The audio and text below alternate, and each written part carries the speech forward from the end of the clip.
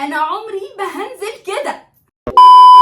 الفيديو المنتظر، اجهزوا معايا لفرحة حبيب النجار لاباليبو. بقالنا كتير ما قعدناش مع بعض قعدة اجهزوا معايا دي، يمكن عشان انا بقيت بائسة ويائسة وما بروحش في حتة، ما اعرفش يعني، يمكن ويمكن علشان هتبداوا تشوفوها الفترة اللي جاية علشان موسم التزاوج بدأ. احنا خلاص يعني، حتى والجو لسه ما حررش قوي، بس يعني الناس عايزه تتجوز، هم يتجوزوا واحنا ننبسط بقى ونلبس ونفرح ونحط ميك اب، يعني دي احلى حاجه في السنه. وللاسف الشديد انتوا شفتوا انه ما شاء الله لاباليبو حطلنا شويه قواعد كده، يعني صعبه بالنسبه لي قوي الصراحه، صعبه قوي. اول حاجه صعبه بالنسبه لي انها منع اللون الاسود. غالبا كده هلبس الفستان ده، مش عارفه ولا انتوا ايه رايكم، مش عارفه. رقاصه قوي يعني، فستان رقاصه جدا. انا ما لبستوش قبل كده ومش عارفه شكله هيبقى عامل ازاي عليا. وانا تخنت 10 كيلو، يعني عشان كنتوا فرحانين بيا وانا خاسه وكده، فقلت ازعلكم شويه معايا واقول لكم ان انا تخنت 10 كيلو تاني. يا رب يجي مقاسي. بس اللي انا فاكراه انه انا كنت جايبه اصلا الفساتين دي من شي ان لما انا كنت والده، او بعد ما ولدت بكام شهر زيزو، فكنت تخينه، فانا حاطه عليهم امل جبار، لاني الحقيقه ما عنديش دلوقتي رفاهيه اصلا ان انا اسيب زيزو بقى واروح اتيليه واعمل فستان وبروفا، وما عنديش ده للاسف. يعني حد وحش قوي لدرجه ان انا ممكن لو شكلي مش عاجبني الغي المناسبه اللي انا نازلاها اصلا. يعني بحس ان مودي برضو بيأثر قوي قوي قوي على ان انا احضر فرح واقعد احط ميك اب وبتاع، او لا البس عدسه شكلها ايه. اكيد عسلي، لان انا بقالي مده مدمنه العدسات العسلي والجراي بس. وعايزه البس عدسه جديده من عند فريش ليدي. انا قعدت كده فتره بلبس ديسيو، دلوقتي بلبس فريش ليدي اللي هم دول، لان دول لسه جايين لي جداد. عايزه ابقى اوريهم لكم. بس اللي انا هلبسها دلوقتي اسمها كانامي براون، تحفه تحفه تحفه تحفه. هرطب تحت عيني بالمرطب ده بتاع اورم، عشان بقالي كتير قوي مهمله منطقه تحت العين دي، مش بعمل فيها اي حاجه، فطلع لي هالات وشكلي بقى يعني مش عايزه اقول لكم وحش قد ايه. وانا النهارده مش عايزه حتى اافور في الميك اب، او متهيألي اني مش هافور في الميك اب، انتوا عارفيني اقول مش هافور مش هافور مش هافور، وبعدين بروح رقاصه في الاخر. هاخد بقى فرشه الحواجب السبولي دي بتاعه مريم فؤاد، الكواليتي بتاعتها تحفه خطيره، يعني عجباني قوي قوي قوي قوي، تحفه. وهمشط حواجبي كده بالجل ده كمان بتاع شمس، بس هوزعه كده شويه في الفرشه.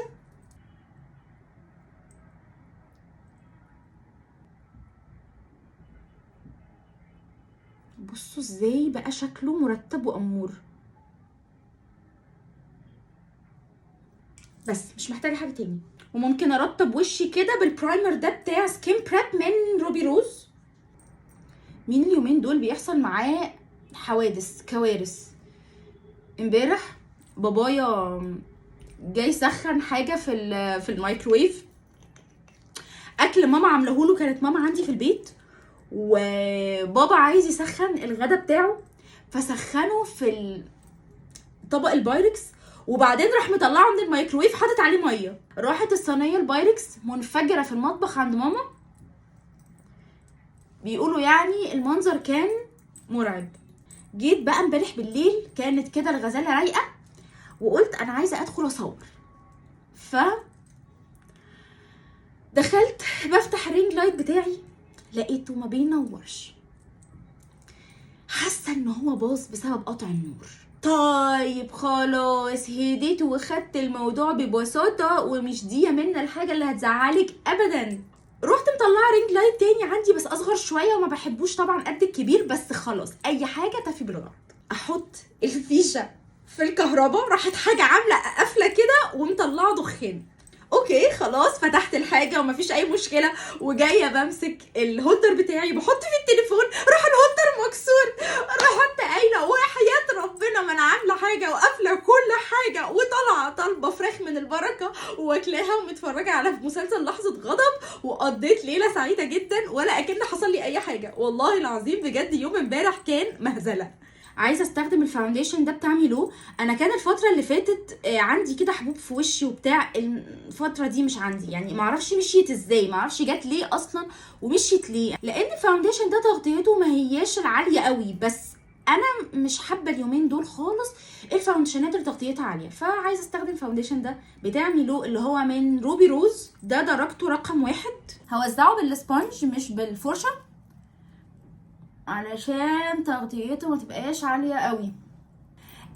عايزه اعمل كونتور بالكونتور ده اللي هو لونه على اورنج، هو ستيك شويه من عند اني كلاين. فتح كده،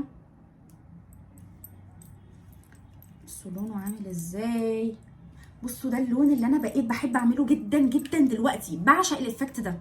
تعملي ايه لو انتي في حد كده معين انتي مثلا شاده معاه،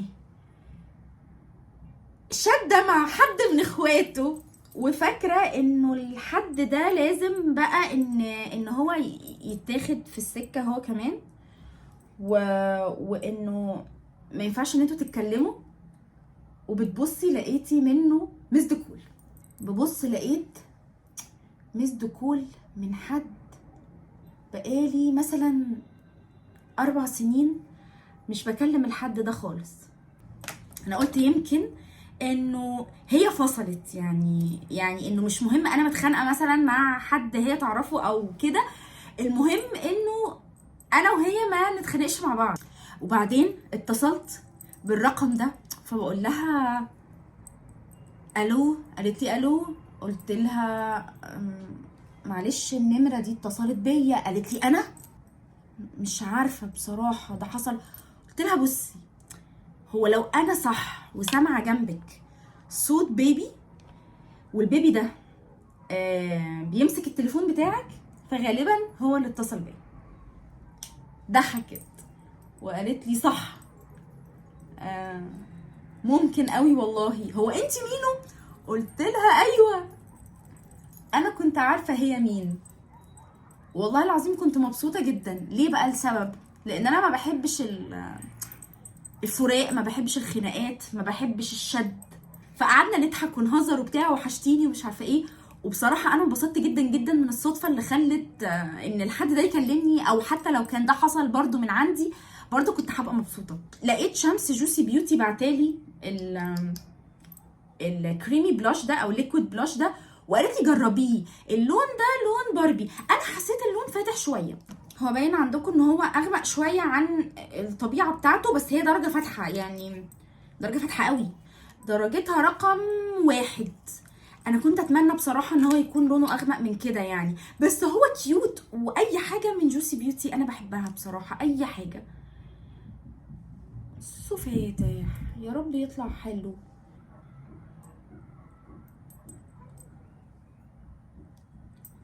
بصراحه لا، مش لايقه عليا خالص، يعني حاسه ان درجته فاتحه جدا. طب واستغلسها ليه وازعل نفسي ليه لما انا اصلا جايبه واحد تاني احلى بكتير؟ ده انا ده جايباه يعني احلى بكتير، لان انا مجربه منه لون تاني فده عجبني. وعشان انا بحب جدا جدا جدا البلاشرز الفوشيا دي، فطبعا طلبته. يعني اسمها ستروبري باي، ليفت فيتشيرة الفراوله. مش هنكتر احسن يطلع غبي، انا مجربه منه اصلي درجه فاتحه يعني، فما جربتش الدرجات الغامقه منه. بصوا ازاي سكر جماعه، طلع غبي، بس مش مشكله مش مشكله، نعرف نصلح.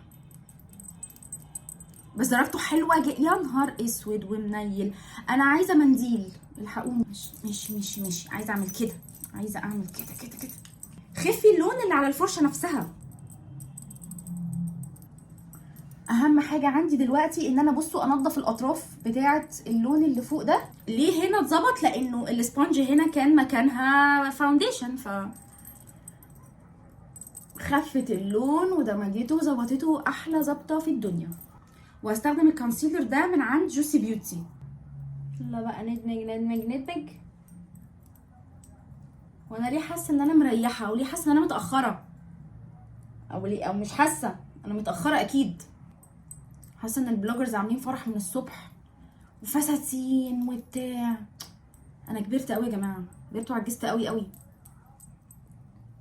او زيزو هدني ما تفهموش يعني. فستان لو طلع ضيق عليا هتبقى كارثه يا زميلي. هثبت وشي كله بقى باللوس باودر بتاعت مريم فؤاد دي، اللي نسخه طبق الاصل من هدى بيوتي، اللي هي الشفافه خالص الترانسبيرنت. اعمل كده، اعمل كده، اطر عليها. يا لهوي. يلا نبدا في الاي شادو. انا يومي بيضيع. اللوك بتاعنا النهارده بينك، فانا بدور على باليتات الاي شادو بتاعتي اللي فيها بينكات. يا مثلا بتاعت التكنيك دي، يا مثلا المدغدغه دي بتاعت روبي روز برضو. ممكن كده اخد اللون ده كده كلون انتقالي. نجرب، انا لسه مش عارفه، انا هجرب. اللي هو في الباليت دي بتاعت تكنيك.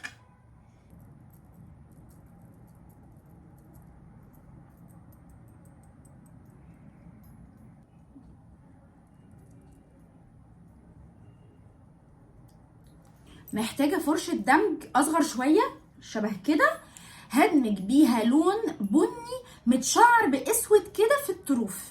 هجيبه من الباليت دي بتاعه روبي روز دي. بصوا درجات البني بتاعتها حلوه. دي اللي انا عايزاها. كده كده كده كده.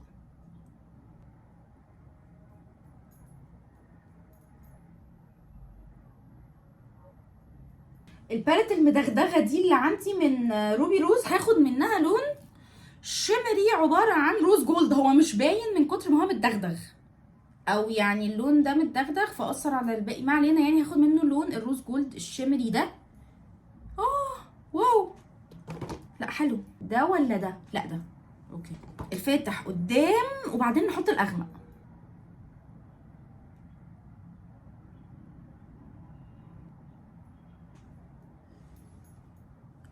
خطير.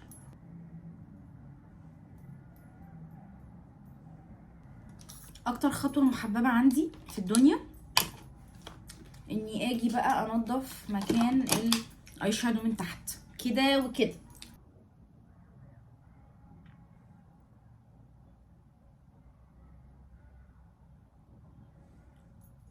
اوعى وشك. نفسي احط كحل اسود، واعتقد ان انا لسه جايبه كحل اسود جديد، بس هو فين بقى؟ يا روحي يا روحي على الالوان الاكحال الجديده. الاكحال دي كلها من عند كريستين دي براند جديده منزلاها، شمس جوسي بيوتي وروبي روز. نضيف لهم بقى كريستين دي. عندنا ازرق، وعندنا جنزاري، وعندنا بيج، وعندنا اسود. انا النهارده طبعا عايزه احط الاسود. يا جماعه ما طلعش اسود، ده طلع بني.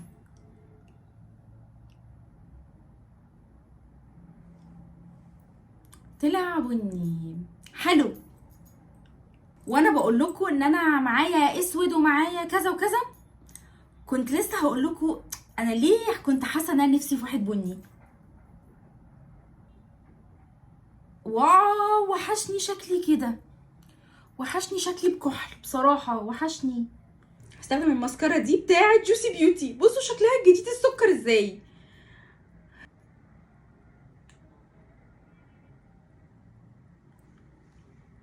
يا مامي واو واو واو. اكتر فقره بعشقها في الدنيا بتحول شكلي البرونزر. جبت برونزر جديد حله، بصوا قد وشي. انا كان عندي من جوسي بيوتي البرونزر دايما كان رقم 1، بس انا اخترت المره دي ان انا اجيب البرونزر يعني لونه على اورنج اكتر. بصوا الدرجه اورنج قوي تحفه. هتشوفوا ازاي هتعمل ايه في شكلي.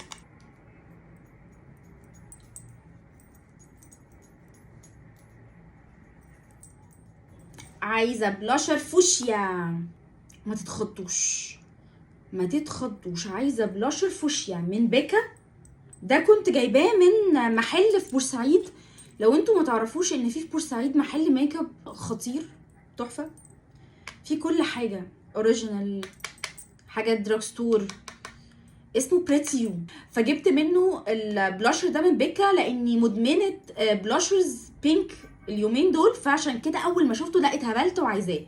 يا خلوسو يا خلوسو. استنوا احنا دلوقتي هنرش فيكسر وهنظبط الدنيا مش هيبقى اوفر خالص. بحب قوي امشي الفرشه اللي هي الكبيره دي كنت جايباها من سوما، دي ايدي ورجلي في الدنيا، انا جايبه منها 2 اصلا. الجزء ده ناعم شويه، بعد ما بخلص تلاقيني كده بمشي الفرشه على وشي كله، يعني ادمج كده كل حاجه في بعضها. نرجع تاني لجوسي بيوتي الاموره. اللي متابعني من 2015 مثلا عارف ان انا كان الهايلايتر ده عندي رقم 1، ولكن كنت بجيب منه درجة افتح شوية. اكتشفت درجة رقم 396 دي خطيرة واحلى مليون مرة من اللي انا كنت بحبها قبل كده، اللي هي كانت رقم 392. هي اسمها ميرميد، ولو انتوا واخدين بالكم هي بالظبط رسمة الميرميد دي. بصوا انا بحب احطه كده بصباعي، يا خلاص الدرجة تحفة. بضحك تلقائي والله، لاقي نفسي كده انبسطت وضحكت تلقائي. ما اقدرش احط هايلايتر حلو وما انبسطش بيه، يعني اش مبسوطه كده بيه. حواجبي بقى ممكن اعملها بقلم كده بس، يعني القلم ده من عند جوسي بيوتي عشان حاسه ان هو لونه بصراحه حلو، يعني مش غامق قوي، لان انا اليومين دول عماله اجيب حاجات غامقه يا بنات، يعني صعبه قوي. فده درجته رقم 403،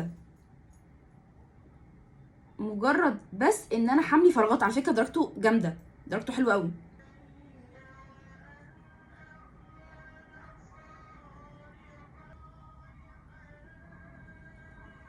حاسه ان اللوك مش لايق مع فرح لبليبو، يعني الموضوع كان ناقصه شويه سرسر، فانا عايزه احط حاجه هنا فوق، عايزه احط جليتر، مش قادره.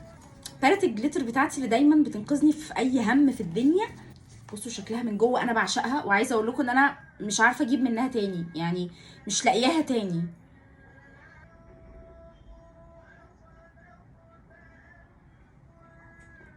ايه ده كده احلى والله بكتير. طبعا اشهر محدد شفايف عندي في الاوضه، عندي منه 6 الوان، اللي هو ده مثلا بتاع روبي روز، ده درجته اسمها وورم بيج رقم 4، كريمي وطويل تحفه. فوليوم الشفايف بقى ده بقى اساسي عندي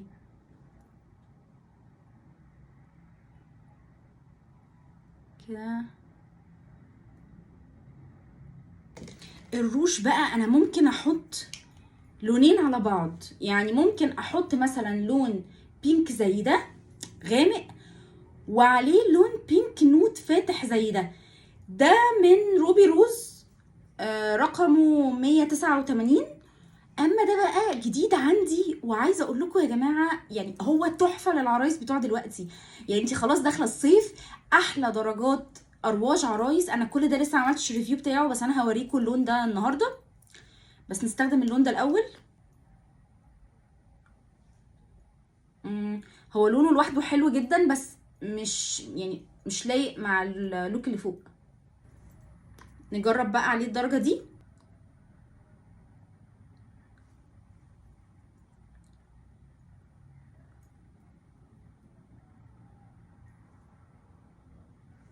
الدرجه شبهها جدا بس افتح شويه، شويه صغننين، ونود دي لوحدها هتبقى جامده.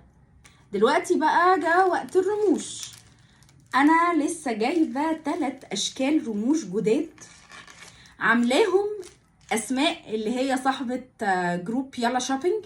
اسماء عامله من الرموش 4 اشكال. ايه رايكم في الرمش ده؟ ده اللي هو قصير من قدام وطويل من ورا، بتاع وعد رقم 1.